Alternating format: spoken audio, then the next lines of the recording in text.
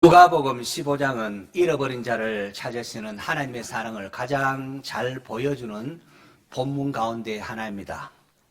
예수님께서 세 가지 비유의 말씀을 하셨는데, 잃은 양을 찾는 비유, 잃어버린 드라크마를 찾는 비유, 그리고 잃어버린 아들을 찾는 아버지 비유가 그것입니다. 각 비유를 마치면서 주님이 결론적으로 하신 말씀에 공통점이 있습니다. 내가 너희에게 이르노니 이와 같이 죄인 한 사람이 회개하면 하늘에서는 회개할 것 없는 의인 99으로 말미암아 기뻐하는 것보다 더하리라. 내가 너희에게 이르노니 이와 같이 죄인 한 사람이 회개하면 하나님의 사자들 앞에서 기쁨이 되느니라. 이 내 동생은 죽었다가 살아났으며 내가 잃었다가 얻었기로 우리가 즐거워하고 기뻐하는 것이 마땅하다 하니라. 세 비유 모두 기쁨이라는 공통성을 담고 있습니다. 잃어버린 영혼이 회개하고 돌아왔을 때에 하나님께서 얼마나 기뻐하시는가를 강조해서 말씀하고 있습니다. 원래 우리 교회가 샤르네 잔치를 준비하고 있는데, 이것은 하나님께서 가장 기뻐하시는 영혼 구원하는 일입니다. 그렇기에 하나님을 사랑하는 마음으로 하나님 기뻐하시는 이 일에 우리 모두가 함께하기를 바라는 마음으로 설교를 준비했습니다. 누가복음에 나오는 예수님의 세 번째 비유입니다. 집을 나가고 아버지로부터 받은 가산을 탕진해버린 둘째 아들, 고생하는 가운데에 자신의 잘못을 깨닫고는 뉘우치고 아버지께로 돌아옵니다. 그러자 아버지는 그의 과거의 잘못을 묻지 아니하고 둘째 아들, 고생한 둘째 아들을 부둥켜 목을 안고 입을 맞추며 기뻐했습니다.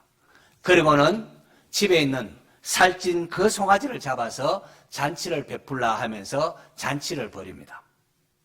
아버지의 놀라운 사랑을 보여주는 이 이야기는 우리가 흔히 탕자의 비유로 이렇게 알려져 있으며 성경에서 가장 유명한 이야기 중에 하나입니다. 그래서 교회들 연극할 때마다 탕자의 비유를 많이 합니다. 하지만 오늘 본문은 이야기의 마지막에 등장하는 탕자의 형에게 집중하고자 합니다. 돌아온 둘째 아들로 인하여 잔치가 진행되는 가운데에 맏아들이 밭에서 일하다가 이제 돌아와 집 가까이에 이르릅니다. 집에서 들려오는 풍악 소리, 춤추는 소리가 듣고는 이게 무슨 소리냐 종에게 알아봅니다. 그 소리를 듣고는 아들이 분노합니다. 망나니 동생이 돌아왔다고 지금 아버지가 잔치를 베풀고 있다는 겁니다. 게다가 집에서 제일 아끼고 좋아하는 그 살찐 송아지까지 잡았어 말입니다. 25절 상반절에 맏아들의 태도를 이렇게 기술합니다. 그가 노하여 들어가고자 하지 아니하거늘.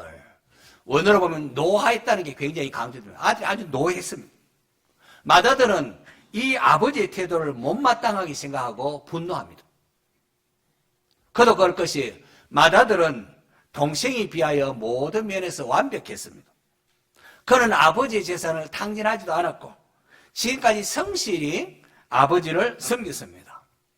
그런데 자기를 위해서는 염소 새끼 한 마리 줘서 친구들과 즐기게 하지 않았던 아버지가 재산을 축내고 돌아온 이 망나니 동생을 위하여 잔치를 베풀었다는 겁니다.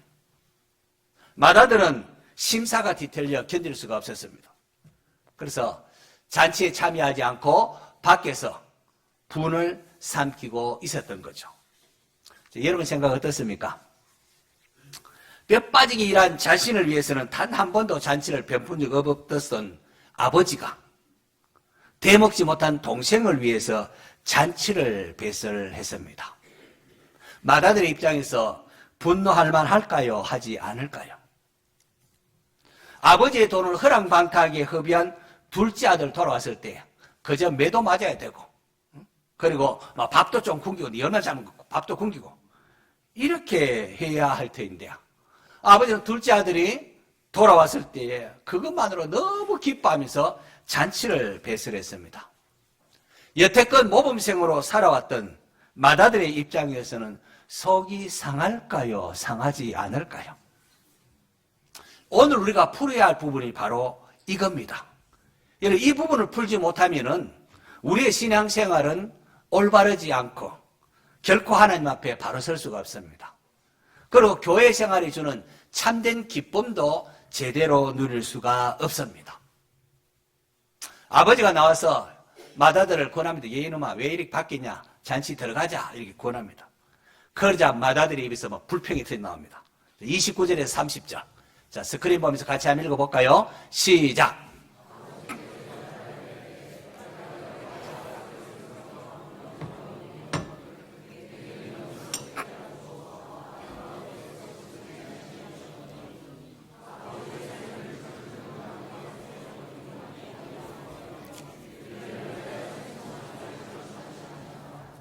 내가 여러 해 아버지를 섬겨 명을 어김이 없거늘 했는데 원문으로 보면은 이 맏아들의 대답에는 보소서라고 say합니다. 보소서, 내가 여러 해 당신을 섬겼더니, 이게 원어적으로는 그러대요. 맏아들은 아버지라는 호칭을 사용하지 않고 보소서라는 불경스러운 표현을 합니다. 그리고 그의 동생도 동생이라고 부르지 않습니다. 동생을 지칭할 때 이 당신의 아들, 이 유아선 당신의 아들이라고 했습니다. 맏아들은 분해서 견딜 수가 없었습니다. 그는 자신의 의로운 행동을 근거로 해서 나는 이렇게 살았네. 그러면서 동생을 비난하고 둘째 아들을 용서하고 받아주는 아버지의 자비하심에 대해서 불평을 토했습니다. 잔치를 해도 맏아들이 자기를 위해서 해야 되지 어찌 재산을 축낸 저런 동생을 위해서 한단 말입니까? 그것도 집안에 제일 아끼는 그 살찐 송아지를 잡았단 말입니다. 그 생각을 견딜 수가 없었습니다. 이것은 마태복음 20장에 나오는 포도원 비유에서 나중에 온 사람이 한 데나리온을 받자 아침 일찍 계약을 맺고 포도원에 들어온 사람들이 불평하는 것과 같습니다. 일찍 와서 일한 사람들, 나중에 들어온 사람이 자기들과 똑같이 한 데나리온을 받자 야, 참 주인 선하시군요 이렇게 한 게 아니라 그만 불평이 쏟아져 나왔습니다. 아니, 저 사람은 나보다 일도 얼마 하지 않았는데요. 나는 아침부터 일찍 와서 이렇게까지 하루 종일 일했는데 저 사람 겨우 1시간만 일했는데 나와 똑같이 한 데나리온을 받다니 저런 사람이 어떻게 나와 같은 대우를 받을 수 있단 말인가. 심히 못마땅했습니다. 못마땅했습니다. 이해가 되지요? 그 마음 이해가 됩니다. 하나님의 은혜에 대해서 알지 못하면은 이 사람처럼 불평에 빠질 수밖에 없습니다. 하지만 자신이 먼저 온 사람이 아니라 나중에 온 사람이라는 걸 알게 되면 어떻게 될까요? 다시 말해서 아무런 공로 없이 값없이 부어진 하나님의 은혜를, 이 놀라운 은혜를 알게 되면 비로소 감사하게 되고 하나님을 찬송하게 됩니다. 분노에 있는 맏아들에게 아버지가 말합니다. 31절, 32절. 또 스크린 보면서 같이 한번 읽습니다. 시작.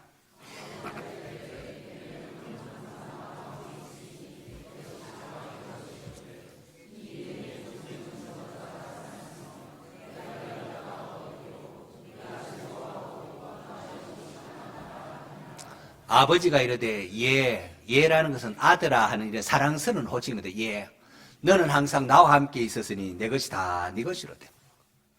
아버지는 맏아들도 사랑했습니다. 얘야, 너는 항상 나와 함께 있으니 내 것이 다 네 것이지 않니?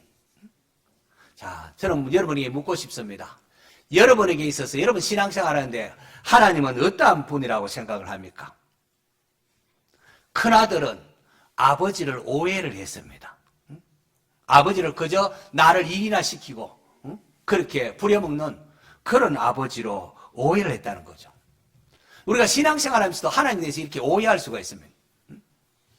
그저 여러분 하나님에 대한 신관이 잘못되면은 여러분의 신앙은 엉터리 신앙이 되고 맙니다. 이 큰아들과 같은 모습이 빠지고 맙니다. 아버지가 얘야, 너는 니가 나와 함께 지냈고 내게 다 네 것이지 않느냐 말합니다. 하나님을 그저 나에게 희생이나 강요하고 무거운 봉사나 하라고 짐을 지우는 이런 엄한 하나님으로 알고 있지는 않습니까? 그렇게 하면은 신앙생활이 여러분 엉터리가 됩니다. 하나님은 우리에게 자유를 주시는 분이십니다. 수고하고 무거운 짐자 다 내게로 오라. 내가 너희를 쉬게 하리라. 우리에게 쉼을, 참된 쉼을 주시는 분입니다. 항상 기뻐하라. 우리가 기뻐하기를 원하시는 하나님이십니다. 하나님의 모든 말씀이 누구를 위한 것일까요? 우리를 위한 것입니다. 우리를 위한 것입니다. 마다는 지금까지 아버지 집에 함께 있다는 사실, 이 자체가 얼마나 행복한 줄 알았어야 합니다. 그리고 아버지의 것은 모두 아들의 것이라는 겁니다. 내 것이 다 네 것이지 않느냐. 마다들은 머슴이 아니라 아들입니다. 아버지의 것은 곧 아들의 것이 됩니다. 마다들이 막 나가서 열심히 일했다. 누구를 위한 겁니까? 그거 다 자기 것입니다. 왜 몰라주느냐? 왜 나를 인정해 주지 않느냐? 이렇게 하는 것은 머슴이나 사꾼의 모습이지, 자신이 아들이라는 것을 알면 그렇게 하지 않습니다. 자기가 주인인 줄 알면 그렇게 하지 않습니다. 성도 여러분, 저는 여러분들이 신앙생활하거나 교회생활할 때에 머슴이나 사꾼처럼 행동하지 마시기 바랍니다. 하나님의 아들이라는 주인의식을 가지고 생활할 수 있기를 바랍니다. 이 부분이 굉장히 중요합니다. 또 아버지는 맏아들을 아우르며 돌아온 둘째가 바로 네 동생이지 않느냐라는, 네 동생이라는 것을 강조합니다.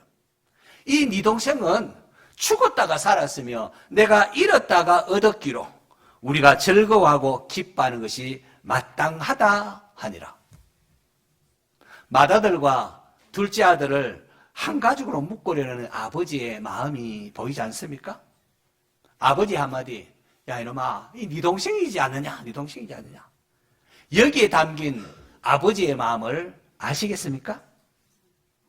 부모가 되어 보기 전까지는 이게 이해가 되지 않습니다. 형님도 싸우는 게 이게 부모가 되어 보면은 이게 무슨 말인가 하면 네 동생이지 않느냐?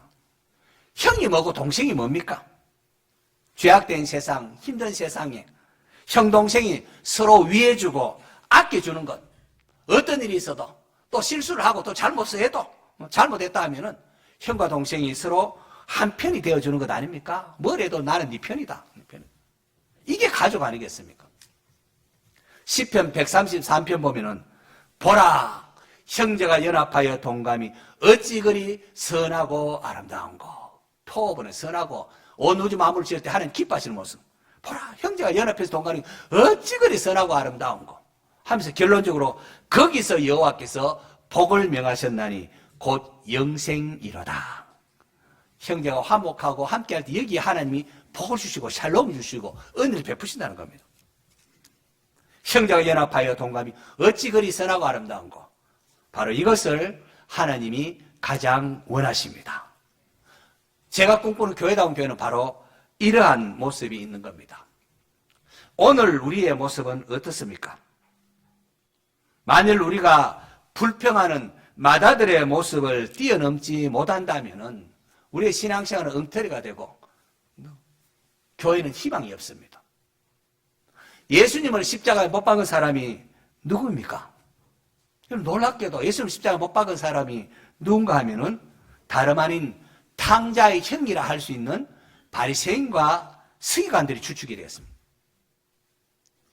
우리가 불평하는 그 맏아들의 모습에 그대로 머물러 있다면, 우리의 모습이 그 수준에 머물러 있다면 결국은 예수님을 십자가에 못 박는 자와 같은 꼴이 됩니다. 주의 몸된 교회를 분열시키고 아픔을 주는 그런 자가 된다는 거죠. 여러분, 바리새인과 서기관들, 그들이 사람들 보기에는 성실하고 훌륭한 사람들이었습니다. 하지만 그들은 하나님의 은혜를 오해했습니다. 하나님을 제대로 알지 못했습니다. 하나님의 무조건적인 은혜와 사랑을 알지 못하고 그저 내가 노력해서 의롭다함을 받는 줄로 알았던 겁니다. 그래서 내가 이렇게 열심히 노력했다는 이게 자기 의를 가지고 저놈은 그렇게 하지 않았고 다른 사람을 정죄하고 비난을 했습니다. 하나님께서 율법을 주신 것은 그런 목적으로 준 게 아닙니다. 율법 앞에서 우리 자신이 죄인이구나, 내가 죄인이구나, 이것을 깨닫게 하고, 또 율법에 담긴 하나님의 마음은 나를 용서하시고 날 위해 모든 것을 하시는 하나님을 사랑하고 그 받은 사랑을 이웃들에게 나누는 것을 하나님은 원하십니다. 이게 바로 온 율법과 선지자의 강령이라고 했습니다. 죄인인 우리가 오직 하나님의 은혜로 구원을 받았으니 너도 이웃에게 좀 그렇게 하라는 게 주님의 마음이고 그게 율법에 담겨져 있는 말씀, 그 하나님의 뜻입니다. 신앙생활에 있어서 공로주의와 이 율법주의, 같은 말을 할 수 있습니다. 공로주의와 율법주의만큼 위험한 것도 없습니다. 복음서에 쭉 보면 여러분, 예수님께서 바리새인과 서기관들을 책망하는 내용들이 여러 번 기록되어 있습니다. 이 바리새인과 서기관과 예수님이 부딪히는 게 여러 번 쭉 그냥 기록되어 있습니다. 왜요 이렇게 기록했을까요?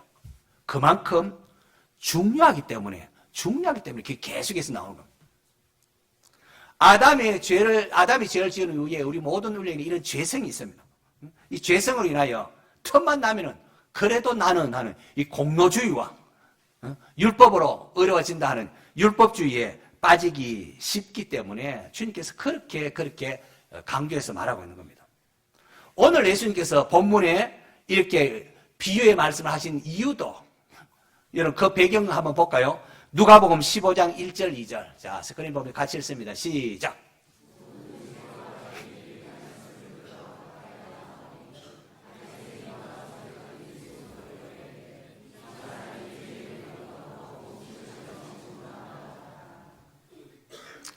그리고 예수께서 그들에게 이 비유로 이르시되 하면서 세 가지 비유가 나옵니다. 세리와 죄인들, 그들이 예수님께 나오고 예수님이 그들과 식사 교제하면서 그렇게 할 때에 바리새인과 서기관들이 어떻게 메시아라는 사람이 저렇게 죄인들과 어울리느냐 하면서 마구 비난을 했습니다.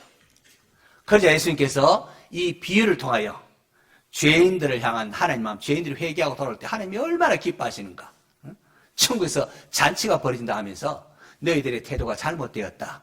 특별히 형들의 모습 갖고 있는 탕자의 형들의 모습이 이런 모습이 너희들이 갖고 있는데 그러면 안 된다는 것을 말씀하신 겁니다.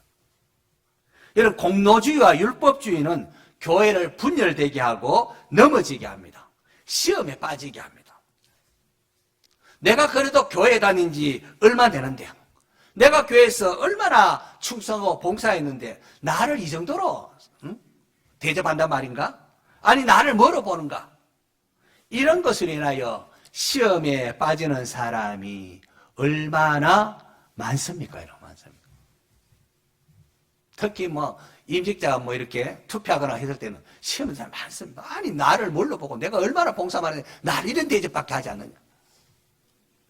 은혜에 대한 올바른 인식이 없이는 교회는 심각한 분열과 상처를 주고받습니다.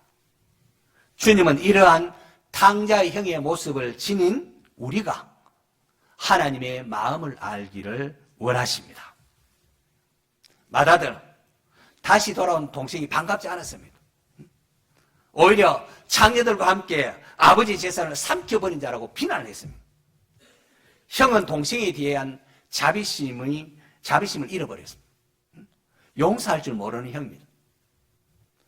비록 여러분 세상에서는 재능이 중시되고 능력에 따라 이렇게 봉을 받을지 몰라도 가족만큼은 그렇게 해서는 안 되는 것 아니겠습니까? 가족 중에 누가 병이 들었다고 너는 더 이상 우리 가족이 아니다 라고 하는 법은 없습니다. 공부 못하니까 더 이상 내 동생이 아니다 라고 하는 것은 말이 되지가 않습니다. 아무리 동생이 잘못했을지라도 또 형이 잘못했을지라도 잘못했다고 하면 형 동생이 기뻐할 줄 알아야 합니다. 그것이 아버지의 마음이고 그것이 가족입니다. 오늘 교회에는 동생을 품을 줄 모르는 형들이 많습니다. 둘째 아들이 돌아와야 하는 것처럼 집안에 있는 탕자의 형인 맏아들도 돌아와야 합니다. 시기하고 질투하면은 하나님 주시는 쉼도 누리지 못하고 하나님 주신 자유와 평강을 누릴 수가 없습니다. 하나님께서는 탕자가 돌아왔을 때에 함께 기뻐할 것을 요구하십니다. 아들아, 네 동생이 돌아왔지 않느냐? 우리가 함께 즐거워하고 기뻐하는 것이 마땅하다.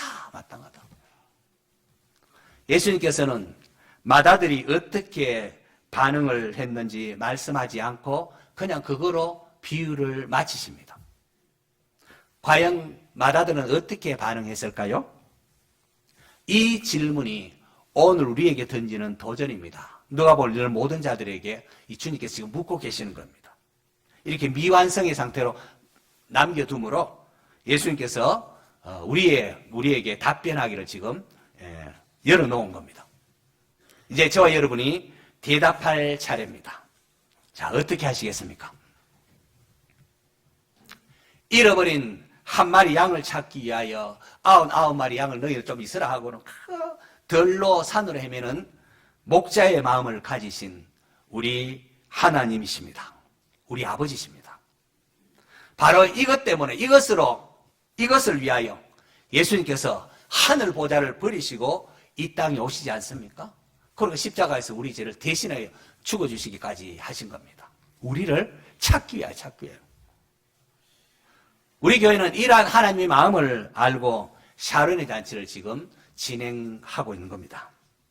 샤론의 잔치는 아직 하나님을 알지 못하고 하나님께 돌아오지 않는 자들을 향한 하나님의 마음, 그 잃어버린 자를 향한 하나님의 마음을 가지는 겁니다. 그러나 우리의 모습은 탕자의 형처럼 행동하기 일쑤입니다. 집을 나간 동생, 나갔거나 말거나 관심도 없고 1년에 2년에 찾지도 않고 또 아버지를 섬기되 사랑하며 감사하는 것이 아니라 무거운 짐으로 그렇게 마지못해 일하는 모습 말입니다. 우리의 행복을 위해 주신 말씀을 무거운 짐으로 여기는 우리의 모습 아닙니까?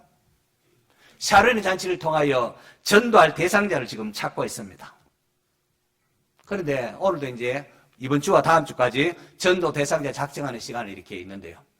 아무리 그래도 전도 대상자 찾는 일에 관심도 없고 이렇게 하면은 나도 역시 탕자의 형이 아닐 수가 없습니다.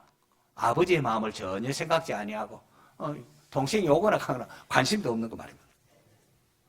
세교가 등록하면은 먼저 좀 찾아가서 좀 인사도 하고 잘 적응하도록 도와주십사고 여러 번 제가 부탁을 드렸습니다.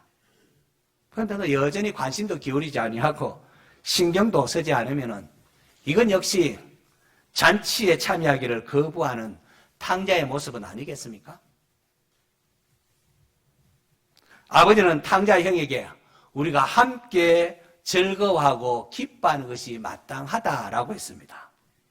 이러한 하늘 아버지의 마음을 알고 세교가 오거든 좀 찾아가셔서 인사하십시오 바랍니다. 우리 교회에 오신 것을 환영합니다. 잘 오셨습니다. 좀 반갑게 맞아주시기를 바랍니다. 말씀을 맺습니다. 성도 여러분, 아버지는 맏아들에게 동생을 위한 잔치에 동참하라고 초대하셨습니다. 하나님의 은혜를 알지 못하고 자기 의를 자랑하고 있지는 않습니까? 내 안에 있는 이러한 탕자의 모습이 말씀을 통하여 치유되셔야 됩니다. 이걸 극복하셔야 됩니다. 우리 모두 잃어버린 자를 찾고 기뻐하시는 이 아버지의 기쁨에 동참해야 합니다. 공로주의에 빠져서 남을 정죄하는 것이 아니라 하나님의 은혜 앞에 감격하는 성도가 되시기 바랍니다. 하나님의 기쁨이 나의 기쁨이 되고 그래서 잃어버린 자를 찾는 일에 우리가 함께 힘쓰는 복된 성도들 될 수 있기를 축원합니다.